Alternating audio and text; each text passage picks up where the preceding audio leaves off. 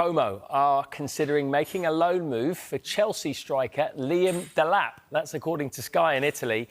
Delap had a difficult first season at Stamford Bridge after his £30 million move from Ipswich. He scored just 2 goals in 41 appearances across all competitions. Now, Chelsea value him at £50 million. He's only 21 years old. He's got 5 years left on his contract. Como, of course, managed by an ex-Chelsea player in Cesc Fabregas, and they are set for their first Champions League campaign ever after a 4th place finish in Serie A last season. So they need to add to their squad, and they are considering making a loan move for Liam Delap. That's according to Sky in Italy. And then we have to understand what's going to happen also with Liam Delap. Because for Liam Delap, Chelsea are prepared to let the player go in case they have a good proposal. Como, and that's the exclusive update of the afternoon, made contact with Chelsea for Liam Delap. Chelsea were asking for conditions of the deal. My understanding is that Como would be interested in a loan deal for Liam Delap. So the initial approach was over a loan move. At the moment, the salary of Liam Delap and also the salary share with Chelsea is the problem, in the sense that Como cannot pay the whole salary of Liam Delap. So or they find a different kind of agreement, or this deal could be complicated. But Como made an approach, Como liked the player, and we have to follow the situation because Chelsea believe more clubs will also join the race for Delap in the next 2 weeks. So let's see also the timing of this story, but for sure, Delap is one to watch from now to the end of the summer transfer window.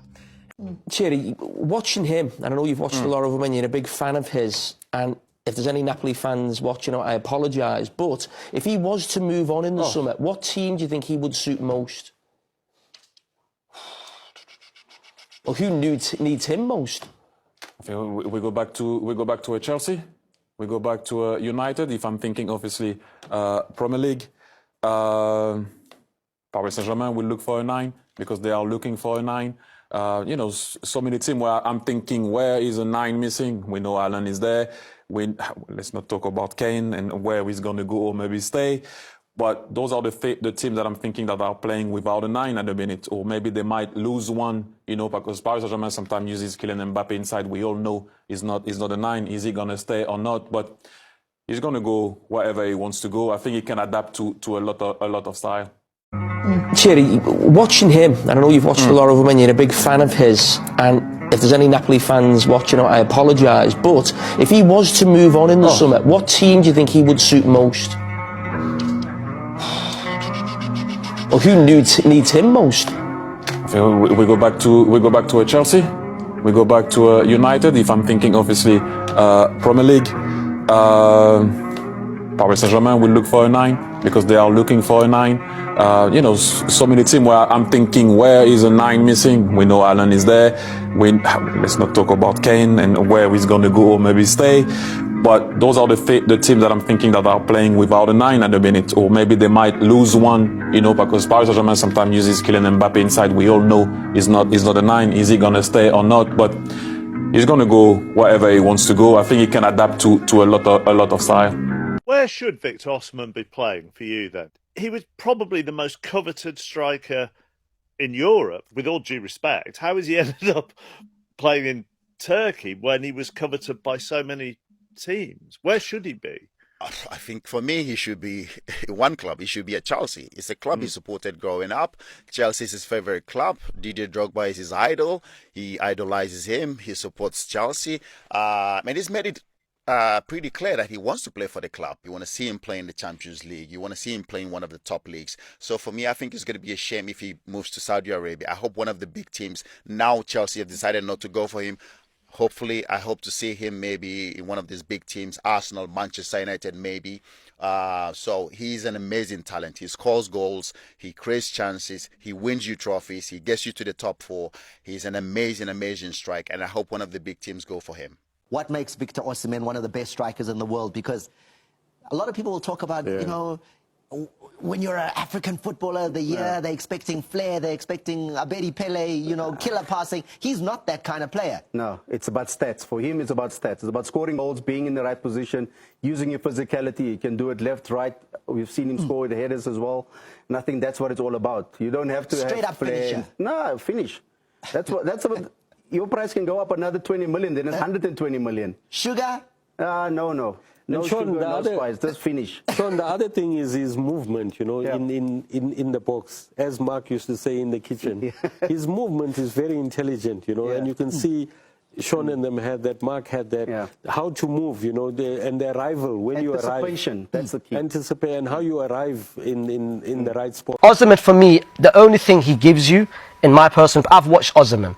The only thing he gives you is the finishing. However, in terms of XG, he gives you higher XG than Osimhen. He's a better movement of the player, and he's a better creator of the player.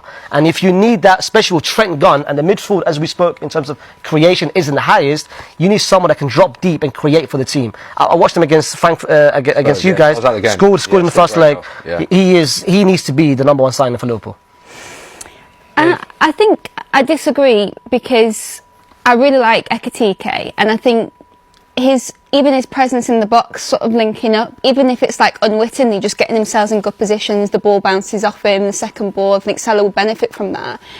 But I entirely disagree that Osimhen only gives you finishing. I also think he gives you a real relentless press. He can go and find a goal by himself. I think all the good things we see from Darwin, when we see him sort of be aggressive and go and sort of grab an opportunity for himself, Osimhen can do all that. It's what he was really special at Napoli. But then he can give you the finishing on the end of it and actually convert it into a goal. If you talk about him just as a footballer, he's top 5 strikers in world football. Every league would want him. He'll bash you about, he can link the play, he can run in behind, scores goals. But a lot of why he hasn't moved on has been financial. A value that he places on himself, that he wants, and clubs aren't prepared to meet that. The reason that Galatasaray is here is because of Victor Osimhen. It definitely puts them on the map as a Champions League team that you have to take a beat and say, watch out, there's a world-class player, right? He's one of the best in his position in the world on the field. Xabi, first of all, welcome to Stamford Bridge. How was that for you today? It was kind of emotional as well to feel first time in the new home. A great reception from the supporters to the team, to everyone, to the new staff and myself as well. So delighted, and it was great to have all the team together. Some of them after 3 days said that they could play for 60 minutes. It was the last test, and now we'll have the whole week to prepare for Fulham. But it was good feeling in the stadium. Certainly was a good feeling, great atmosphere, and they were singing your name already. What did that mean to you? It's we want to create good connection and to have that support. We want to give them good football, so they will give us energy, so we connect, and we have a good atmosphere and good energy here in the stadium will be a massive boost for the team. And a good win today. How pleased were you with the performance? It was a very good last preparation game. With some players, it was the first one and the last one, and the opponent as well. This for my hometown team, so it was good to catch up with some of them, but especially for us, some good things, other things that we can improve. But it's normal at this moment for some players, and now we have more time to prepare and to be ready for the 24th. And as you mentioned, some players have had a short pre-season, not much time to prepare for Reece, for Morgan. How well did they do today? Quite well. I would say that quite well. Just to play this way after 3 days of training, for sure. It's early days, and there is so much still that to connect, to improve, to live together. But the most important is the hunger, the attitude they have, the desire to want to have a great season, to want to create this good feeling in the team that will transmit to the rest of the team. An hour for Reece James today. Talk to us about what he brings to you as captain, both on and off the pitch. Yeah, personality, leadership, experience, quality, composure with the ball, competitiveness without the ball. So he's very flexible in his style, in different positions, and he's a legend in the club, and he's a key player for the team. I know you've got a clear week to prepare. In your mind, are you sort of close to knowing what your starting 11 will be for the opening Premier League game? No, not yet. We need to assess many things during the week after today. So the good thing is that most of the players, they are fit to train. The fitness level of some is higher than the others after the pre-season, but all of them, they will be good. So finally, with that in mind, what does the next week look like between here and the start of the Premier League season? Sorry? What is the plan between now and the start of the Premier League season? No, we we train tomorrow, and we plan to have 5 training sessions before to prepare the Fulham game, and that's going to be the main focus. Brilliant. Thanks for your time, boss. Thank you.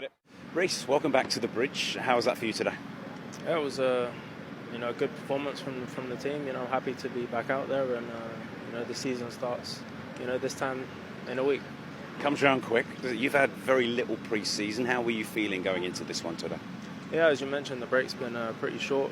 So I felt pretty good out there today. The conditions were tough. It was super